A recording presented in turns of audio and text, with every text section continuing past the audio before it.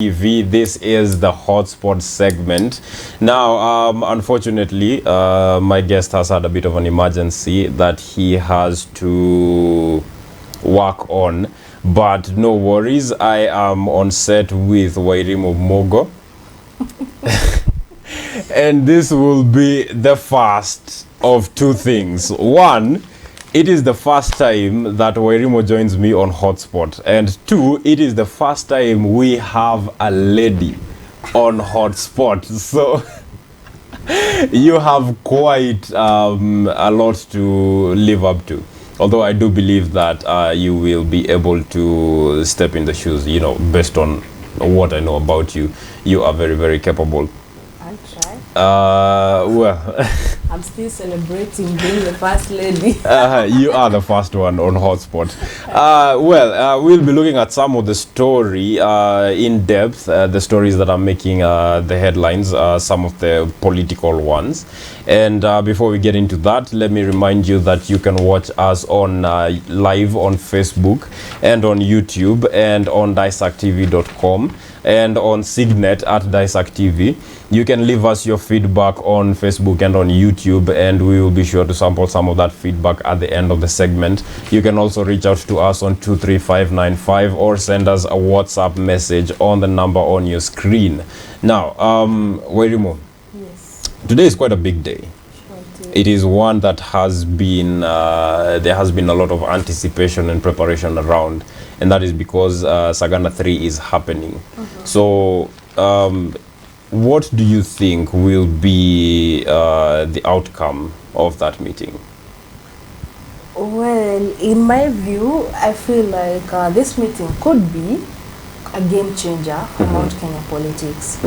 One, because there is that whole anticipation from Mount Kenya region that Uhuru will possibly tell us what happened between him and the deputy, and that could slide in two ways depending on the reason why of the fallout. Mount Kenya could choose to love him or could choose to go against him.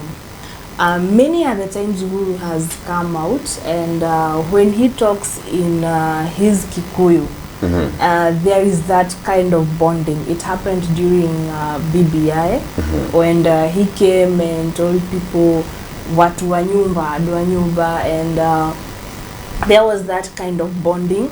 But whether the same will happen after Sagana 3, because you see that was different. This is succession politics. That was BBI. Or, well, they are relatable in some way, but not in succession politics where some people feel like there is betrayal. You're the same person who told us this person is a mad person, we should not support Raila because he's ABCD. So then you come and tell us that ABCD, this person is good. This could have, it's two-way. It could leave him as the kingpin, and it could leave him as a leader who was not able to have a voice in his community. Yes. Well, I am very, very interested to see the outcome of this meeting because, like you said earlier on, Mount Kenya is known for, throughout history, for the duration of Kenyan politics. Mount Kenya moves as a bloc. So I am interested to see whether the president has so much sway over the mountain that he will be able to move the people from supporting the deputy president to supporting his preferred candidate, who is Honorable Raila Odinga.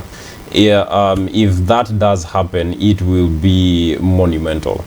Yeah. But then again, there are a lot of people, especially looking on social media and talking to people who are on the ground. There are a lot of people who are siding with the deputy president because of one of two reasons.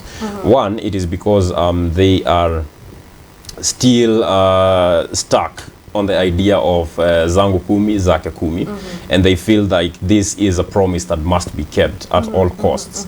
And they also look at the deputy president as a person who walked with the son of the mountain, and that is President Uhuru Kenyatta, through the cases of ICC back in the days of The Hague, and they remember the bromance that was there during the first term. And most of them still blame Honorable Raila Odinga for the breakup of that bromance. And so they are leaning more towards the deputy president than they are towards Honorable Raila Odinga. And two, they feel like they are loyal to the deputy president. He has taken quite a few trips to the mountain over the past few years, and this is believed to have swayed the people in his favor.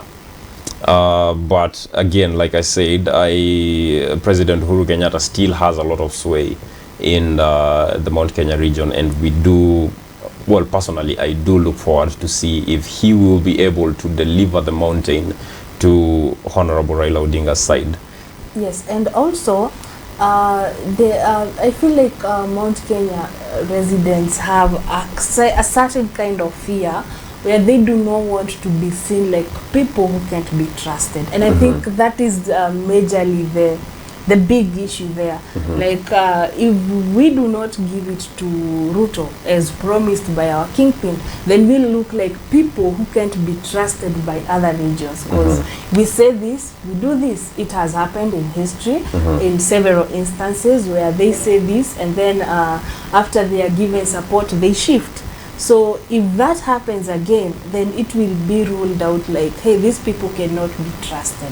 And that is something I feel like Mount Kenya region wants to hold sort of in a cocoon, to be like, yes, we are people who can keep word of what we say. So it's quite a tie there, and it's quite it's a moment that I can't really be able to like fully describe, but I feel like kuna uoga fulani wanajiwekea. Na hiyo uoga, depending with Uhuru's speech today, I feel maybe there will be a difference, negative or positive. Yes. Do you think that, well, as of where we stand right now, there are two people who are declaring themselves as the kingpins in the mountain. There is President Uhuru Kenyatta and his deputy. So who do you think actually holds that title? Well, none of them holds the title as per se, because you see, kingship, community kingship is deep. It's something a bit deeper than just saying it in a lorry. And it comes with a lot of trust from your people, and apparently Uhuru has kind of lost that grip, not completely. As you can see, after Jubilee Party was launched, there was kind of confusion, because now people were like, wow, our house is back, so now where? So there is that confusion, and we can say they are the kingpins, because we have the likes of guys like Moses Kuria, we have guys like Justin Muturi, and many others who have the voice, including TSP leader. What is his name? Remind me.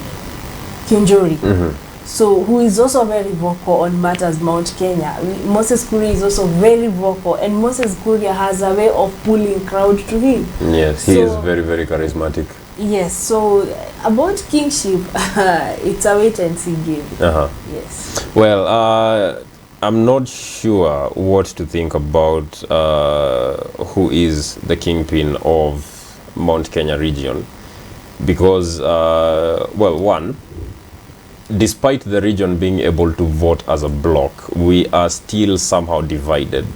And I don't think we have had that, there has been that leader who comes and unites the mountain for the mountain to move as one in other aspects, except maybe politically. But I think Ruto has gained quite a lot of ground. But then again, the president has, as described in the papers, the president does have a way of talking to the people and talking to their hearts, and that sort of always works in moving them towards himself. So again, like you, I don't know. I don't know who is the kingpin, but Well, this is the first time, by the way, such a situation has happened in Mount Kenya. There is no time ever in history that Mount Kenya was undecided until now, while they are sort of undecided. However, I feel that it's just a matter of time. They could seem like they are not united, and it has happened before. But come August, I am sure they will possibly speak in one voice. However, there could be a split, like what happens in Luya Nation, where there is always a split in votes, and it could be the first time that is happening in Mount Kenya. And I know their prayer is that it does not happen, and I'm sure they are hoping that there comes or there sprouts that one leader, or those few leaders who can unite people like Martha Karua, the likes of Moses Kuria, Kiunjori, who can maybe come together and help Mwangi Wairia come together, unite, and help the mountain speak in one voice. I believe they will find a solution to that. They always do. Yes. Now, if the Sagana 3 meeting goes as planned and it works against the deputy president, do you think if Kenya Kwanza selects a running mate from the Mount Kenya region, that will be able then to sway the people back to the Kenya Kwanza side? Well, in my opinion, whatever will happen in Sagana 3, for either parties, it will bring re-strategizing of their political journey. Because assuming Uhuru speaks and people from Mount Kenya buys his ideologies and decide like, hey, we were lost sheep and we are coming back home, then that means Ruto has lost a big percentage of what he believed were his votes. So that would call for him to do new strategy in his campaign, because now it means that he has to convince he has to convince the other regions. He has to convince the Kamba vote, he has to convince the Luya votes and every other region to join and give him votes. Well, that is difficult. So for Ruto and the Kenya Kwanza team, it could seemingly look like they have lost it. However, politics, there's always a comeback. I'm sure maybe they would strategize or try to sweet talk these ones to join in team with them.